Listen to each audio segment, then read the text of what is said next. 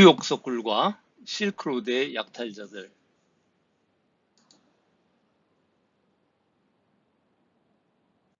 시청자님들 안녕하십니까?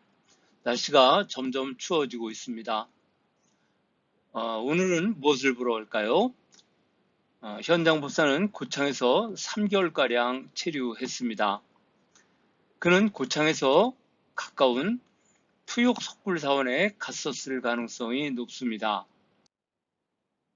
투욕 석굴은 고창성에서 15km 떨어진 화염산 골짜기에 있습니다.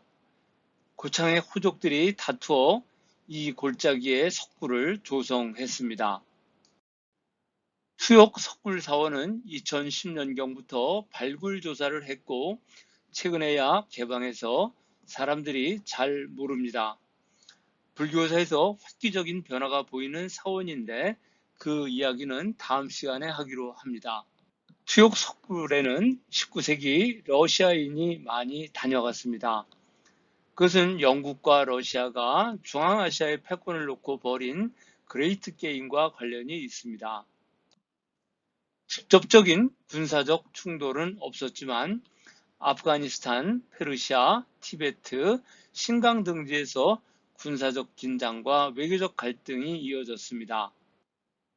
러시아와 영국은 중국령 동투르키스탄의 탐험가와 고고학자를 파견하여 실크로드 유적을 조사했습니다. 대표적인 인물은 러시아의 니콜라이 프루주발스키, 세르게이 올덴부르크, 영국의 오렐 스타인입니다. 이들은 지정학적 경쟁 속에서 학문적 탐험을 수행했고 동시에 러시아와 영국의 영향력을 확대하는 역할을 했습니다. 이들은 15세기 이후 벌어졌던 투욕 골짜기에 출몰해서 각종 과학조사라는 명목을 내걸고 탐욕스럽게 이곳의 유적을 약탈해 갔습니다. 이곳에 처음으로 눈독을 들인 것은 러시아인들이었습니다. 1877년 독일계의 저명한 러시아의 식물학자 네게리 투르판에서 처음 조사를 했습니다.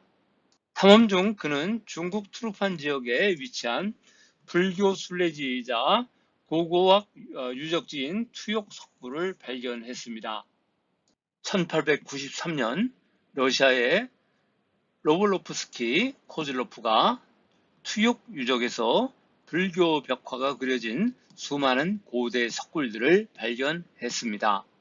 이 석굴 바닥에서 이들은 종이, 비단, 다양한 문자와 그림 조각들을 회수했고 이 발견들은 이후 고고학자와 동양학자에게 큰 센세이션이 되었습니다. 1897년 러시아 고고학자 클레멘츠가 동굴벽에 새겨진 조각, 위구르 비문, 불교 필사본, 목 하나 등을 약탈해 갔습니다. 그 후에 독일 탐험대는 3차례나 투욕을 방문했는데 제2차 신강 탐험대 일원인 르 코크가 1904년 투욕에서 극히 귀중한 문석, 지화 등을 발견했고 1906년에서 1907년 그린 베델의 제3차 신강 탐험대가 투욕에 10일 체류하며 상세한 측량을 실시했습니다. 독일 원정대는 중앙아시아 고대 문화를 연구한다는 명목으로 유적과 유물을 발굴, 반출했으나 그 행위가 문화재 약탈이라는 비판을 받고 있습니다.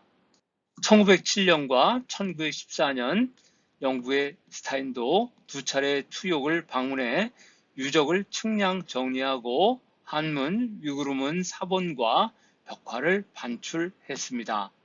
이때 그가 데리고 왔던 개 대시2의 목걸이, 노쇠, 명판에는 천불동 등 9개의 지명, 스타인의 이름, 옥스포드의 주소가 새겨져 있습니다. 대시 더 세컨드 더 그레이트, 즉 위대한 대시 2세는 스타인의 2차 원정 때 참여했었는데 은퇴 후에 1918년 교통사고로 죽었습니다. 이 목걸이는 경매에서 2,000파운드에 팔렸습니다. 이것은 스타인이 도낭에서 29상자를 반출할 때의 사진입니다. 아마 투육에서도 저러한 모습이었을 것입니다. 일본의 오타니 코즈이 탐험대도 3차례 유물을 약탈했습니다. 오타니는 영국 옥스퍼드 대학에서 수학한 인물입니다. 그는 일본의 정토신앙 본산지인 교토의 정토진종 니시 혼간지의 제22대 문주였습니다.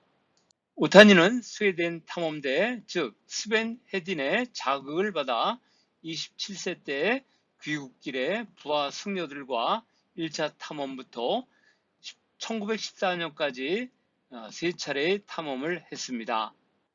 1903년 타치바나 즈이초우와 노무라 에이사부로가 투욕에서 유물들을 약탈해 갔습니다. 타치바나 즈이초우의 어릴 때 이름은 타치바나 요우히로인데 오타니의 눈에 들어 개명했습니다. 자신의 이름에 코즈이에 설을 넣어 개명했습니다. 타치바나와 함께 행동한 노무라 에이사부로는 어릴 때부터 일본의 진토종 니시 훈간지에서 성장했던 인물입니다. 이들이 가져간 문서에는 유명한 제불요집경 한문사본 잔편이 포함되어 있습니다. 이들 외국인의 마수는 곧 투욕 석굴에서 베제클리크 사원으로 이동했습니다. 베제클리크 사원을 본 사람들은 이구동성으로 이 약탈자들에 대한 욕설을 퍼붓습니다. 서양의 약탈자들이 이 사원을 초토화시켰기 때문입니다. 그들이 약탈해간 베제클리크 사원에 대해서는 다음 영상에서 소상하게 말씀드리겠습니다. 본 연구소에서는 3년 이상 심혈을 기울여 불교, 중국, 중앙아시아의 역사와 유적을 주제로 영상을 제작해 왔습니다. 왼쪽 그림의 재생 목록에는 제가 제작한 120여 개의 영상이 보존되어 있습니다. 많은 관심을 보여주시면 감사하겠습니다. 투욕, 신비한 골짜기. 투욕의 골짜기는 높아 보이지만 기본 해발이 낮아서 해발 80m 정도에 불과합니다. 저는 드론보다 더 좋은 구글어스를 타고 이 산으로 날아가 보겠습니다. 이 산은 지각 변동으로 솟아오른 산맥인데 무지개떡 같은 색깔입니다. 그래서 더 신비하게 느껴지는 것 같습니다. 이곳은 투르판입니다. 만년설이 뒤덮인 천산산맥이 보이고 그 아래에 불꽃 같은 화염산이 보입니다. 이 일대의 공기는 여름철 49도까지 달궈집니다. 화면에 초록색으로 보이는 공간에는 밀과 포도를 재배하는데 실은 1년 내내 비가 내리지 않는 척박한 땅입니다. 모래에 계란을 묻어두면 익을 정도로 뜨거운 고장입니다. 이렇게 뜨거운 곳에서 수행하는 승려들에게는 열기를 피하고 조용하게 좌선할 공간이 필요했습니다. 구창성에서 동쪽으로 15km 떨어진 화염산의 토육구 골짜기는 승려들이 수행하기에 더할 나위 없이 좋은 장소였습니다. 그래서 투르판에서 가장 먼저 이곳에 석굴이 생겼습니다. 이러한 석굴 전통은 인도의 아잔타 석굴이 생긴 이래로 지속된 전통이었습니다. 투욕은 구창성 동쪽 약 15km 떨어진 산사년의 화염산 계곡에 있습니다.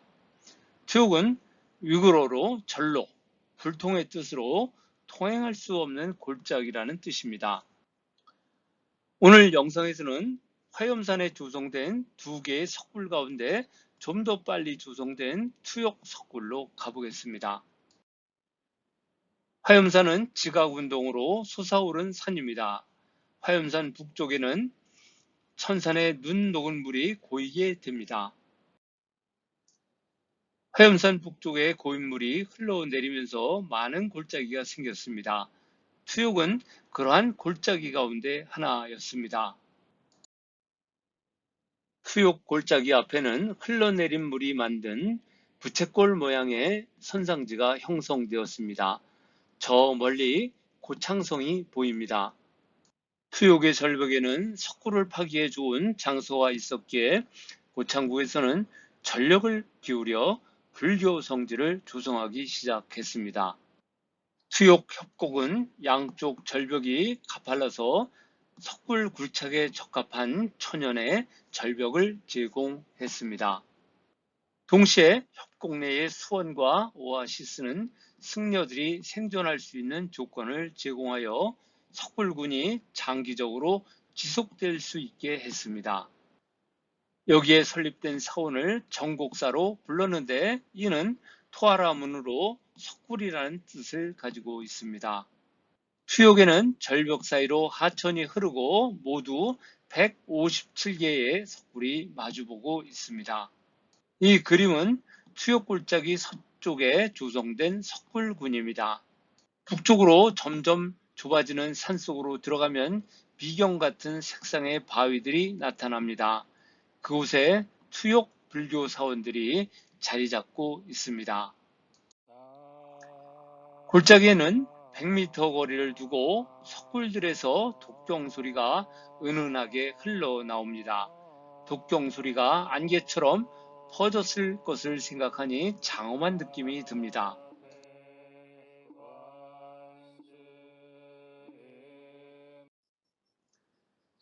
수욕의 서쪽에 위치한 석굴사원을 조사한 결과 최소 2차례의 건축 시기를 거친 것으로 밝혀졌습니다. 수욕 석굴을 만든 연대는 명확하지 않으나 벽화 양식과 도상으로 볼 때 그 창건은 5세기 전반에 시작된 것으로 추정됩니다.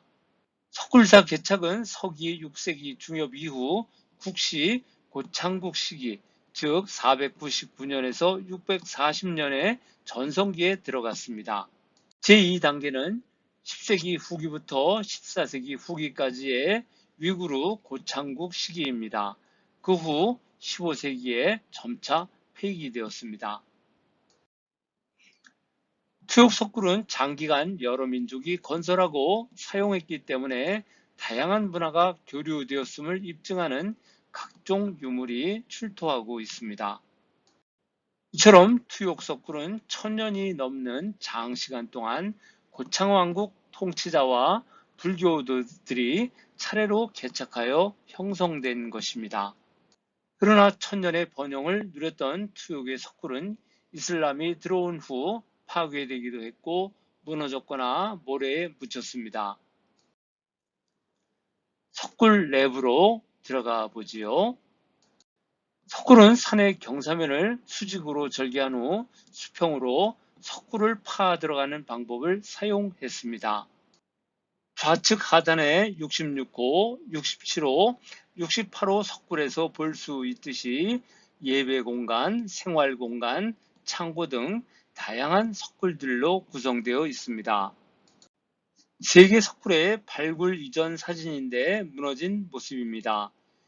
왼쪽부터 68굴은 창고, 67굴은 승방, 66굴은 중심 기둥굴입니다. 중심 기둥굴은 중앙에 탑주가 세워진 형태입니다. 탑주는 사방에 불감이 마련되어 있으며 벽면에는 벽화가 그려져 있었습니다. 중심 기둥굴의 평면은 사각형 또는 직사각형이며 석굴 중앙에 사각형 상대가 있고 그 위에 불상을 모시기도 합니다. 중심 기둥굴은 주로 승려와 신자들이 탑주를 시계 방향으로 돌며 예배를 올린 예배굴 차이티아입니다. 어떤 중심 기둥굴은 후벽과 좌우 측벽에 승려의 좌선, 수행용의 작은 선구를 뚫어 놓았습니다. 여기도 보시면 뒤쪽에 탑주 뒤편에 작은 구멍이 있습니다. 그것이 작은 선굴입니다. 중심 기둥굴의 형태는 인도의 간다라에서 비롯되었으며 투욕 석굴에서 현지화된 발전을 이루었습니다. 이 사진은 중심 기둥굴의 뒤편에 있는 통로입니다. 벽면에는 벽화가 그려져 있습니다. 승방굴, 비아라굴은 승려들의 거처로 사용된 공간입니다. 승방굴에서는 일상생활과 관련된 다양한 유물들이 출토되었습니다. 승려들이 거처하는 승방굴에는 벽화가 없고 선상, 부뚜막 등의 생활시설이 설치되어 있습니다. 이런 시설은 승려들의 수행생활을 반영하고 있습니다. 창고굴 68굴은 물건들을 보존하는 방입니다. 여기에는 소박한 목기들이 출토되었습니다. 무려 24개 민족이 살았던 문화의 용광로, 투욕의 벽화에는 동양과 서역의 안료가 모두 사용되었습니다. 예를 들어 700년간 중원지방의 주사를 사용했는데 붉은색은 생명력과 에너지를 나타냅니다. 코발트 블루는 청정함, 초월, 신성함, 고귀함을 상징하며 청금석, 라피스 라줄리, 회의청으로 불렸습니다. 청금석의 원산지는 이란 중부 이스파한주에 위치한 카샨과 아프가니스탄의 바다흐샨입니다. 이 안료는 키질석굴, 베제클리크 천불동, 투욕 석굴 등 동투르키스탄의 석굴 벽화에 사용되었습니다. 지금 보시는 것처럼 코발트 블루와 황금이 사용되었기 때문에 휘황찬란했습니다. 발굴 과정에서 대량의 벽화 잔편과 소상 잔편이 출토되었습니다. 이것은 쿠차식 보살의 두상입니다. 투욕이 키질의 영향을 받은 것입니다. 오른쪽은 63글에서 출토한 니소 비구 두상입니다. 그 미소와 동그란 눈동자는 그리스의 송아지 운반자와 닮았습니다. 이 시기에는 기존 석굴을 수리하고 재사용하면서 위구르문 방제와 문서들이 작성되었습니다. 이것은 위구르문 방제입니다. 위구르 문자는 여러 시기에 걸쳐 다양한 형태로 사용되었습니다. 위구르 왕국이 들어와서 작성된 것입니다. 벽화 방제라고 하는 것은 그림 옆에 써서 벽화의 내용을 설명하는 문자입니다. 경전도 다양한 민족의 흔적이 나타났습니다. 한문, 위구르문, 버머, 소그드문, 티베트문, 몽골문 등 여러 언어의 사경과 세속 문서가 발견되었습니다. 불교 경전으로는 묘법, 연화경, 대반, 열반경, 중아함경 등이 출토되었습니다. 1991년 대당 서역기에 사본 잔곤이 발견되었습니다. 현재 고 사본 가운데 연대가 가장 오래된 것입니다. 대당 서역기는 현장의 구법 여행기를 정리한 것입니다. 바로 이 길을 갔었던 현장 법사의 기록이 후일 이곳 투욕에서 발견된 것입니다. 또한 현장 법사가 당 태종의 조서를 받들어 번역한 천축국의 경전이 발견되었습니다. 이것은 대바냐 바라밀다 경입니다. 유마일 소설경이 발견되었는데 주요한 내용은 대승불교 경전입니다. 정면은 한문이고 반면은 위구르문에 두 개의 언어가 대역되어 있습니다. 19세기 초부터 발견된 만이교, 경교, 즉 기독교의 네스토리우스교, 불교 등의 석굴 벽화 유적은 투르판의 풍부한 문화 교류를 문자와 이미지로 생생하게 보여줍니다. 종교 문서와 전적은 한문, 토아라문, 페르시아문, 속특문, 위구르문, 토번문, 번문 등 총 24종의 문자가 사용됐는데 실크로드 전체에서 가장 많은 문자가 발견되었습니다. 이렇게 발견된 문서 등에 의해서 알 수 있듯이 투르판은 개방적이고 다종교 신앙이 공존하던 문화 지역이었습니다. 투르판 지역에서 24개의 문자가 사용된 것은 수많은 민족 간의 혼혈 가능성을 말해줍니다. 그것을 지하수로, 즉 카레즈의 해설사였던 위구르 여성에게서 알 수 있었습니다. 이 위구르 여성의 외모는 동양적 외모였으나 놀랍게도 그녀의 눈동자는 파란색이었습니다. 문화만 용광로에서 융합된 것이 아니라 인간의 DNA도 융합된 것입니다. 시청 감사합니다. 다음 영상에서 뵙겠습니다.